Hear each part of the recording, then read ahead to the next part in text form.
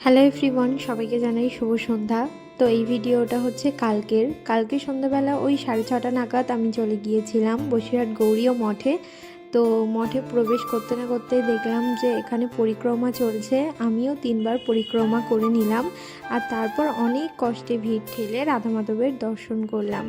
বিশ্বাস করো, প্রচণ্ড ভিড় হয়েছিল, পা রাখার জায়গা ছিল না। এখানে বাড়ি থেকে আনা জিনিসপত্রগুলো দিয়ে দিলাম, আর তারপর একটু ফাঁকা হতেই এখানে এসে রাধা মাধবের দর্শন করে নিজের চোখ জোড়ালাম, আর সেই সঙ্গে কিছু ভিডিও ক্লিপসও নিলাম তোমাদের সঙ্গে শেয়ার করার জন্য।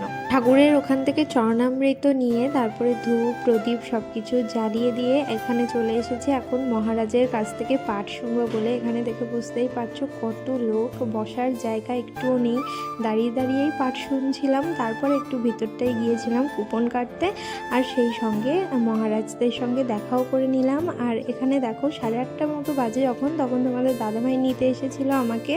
তো ওর সাথে গিয়েছিলাম একটু মিষ্টির দোকানে, কেননা সকালবেলায় ঠাকুরকে ভোগ দিতে হবে, সেজন্য ঠাকুরের জন্য নিয়ে নিলাম একটু মিষ্টি, আর বাড়ির সবার জন্য নিয়ে নিলাম একটু মিষ্টি দই। যে 500-র যে দইয়ের হাঁড়ি হয় সেই হাঁড়িটা নিয়েছি, আর সব কিছু কেনাকাটা হয়েও গেছে। এখন ফিরছি বাড়িতে, আর বাড়ি ফিরে এসে সব কিছু এখন গুছিয়ে রাখবো। তো বন্ধুরা, ভিডিওটা তোমাদের কেমন লাগলো অবশ্যই জানাতে ভুলো না কমেন্টে। দেখা হচ্ছে অন্য ভিডিওতে।